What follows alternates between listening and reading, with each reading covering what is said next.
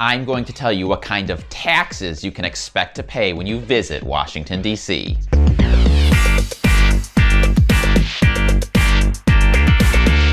Hello, my name is Rob. I'm a tour guide and the founder of Trip Hacks DC Tours. On this channel, you will find my best tips, tricks, and hacks for exploring the nation's capital. So if you're interested in that sort of thing, make sure to subscribe to the channel and hit the bell notification icon so that you don't miss anything in the future. I know that taxes are not exactly the most riveting subject in the world, but when you travel, it's important to know what they are. In this video, I'm going to cover the taxes that visitors to Washington, D.C. will most frequently experience, which means I'm not covering things like income tax, real estate tax, or business tax. But if for whatever reason you do want to see a video on that topic, or you want to see a video about the taxes that you will pay if you live here, leave a comment on this video and let me know. And quick disclaimer that all of these taxes are current as of 2020, but as always are subject to change. So with that said, let's get started. The first tax that almost all Washington, D.C. visitors will experience is the hotel/transient accommodations tax. It is currently 14.95%. Hotels in the US do not include this tax in their advertised rate, unlike in Europe and other parts of the world. So if you find a hotel that's advertised at $150 per night,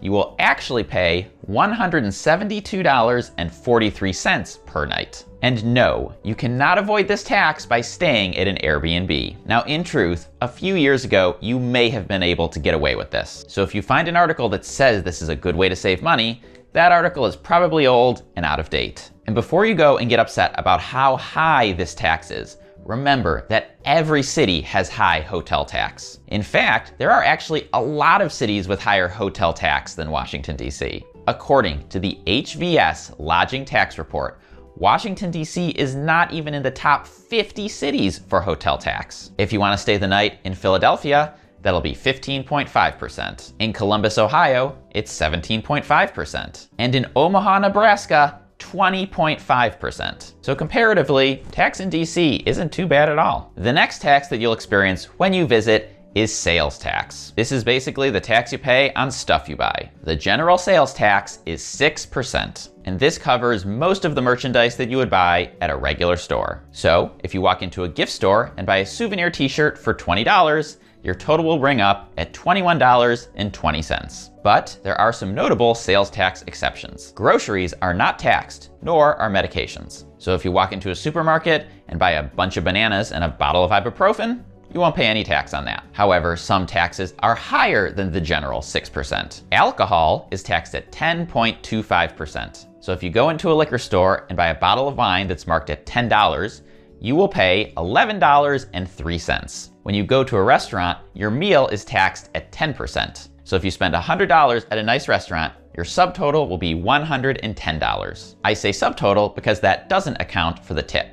Make sure to check out my video down in the description about tipping when you visit. Alcohol is also taxed at 10% when it's purchased in a restaurant. So technically, tax-wise, it's cheaper to drink at a restaurant than at home. Except it's really not, of course, because at restaurants and bars, the prices are marked up so much. If you're attending a game or event at Nationals Park or Capital One Arena, you will pay a special 10.25% tax on anything that you buy inside. Now, this is one of the rare cases where the tax is actually usually rolled into the listed price. So when you go to the box office and buy a baseball ticket for $20, the actual price of that ticket was $18.14 plus tax. Same goes for food and drinks. That $12 beer in the ballpark was actually a $10.88 beer plus tax. However, if you go into the team store and buy some merchandise, that tax is usually not included in the sticker price. So if you want to buy a jersey for your favorite player and it's marked at $100,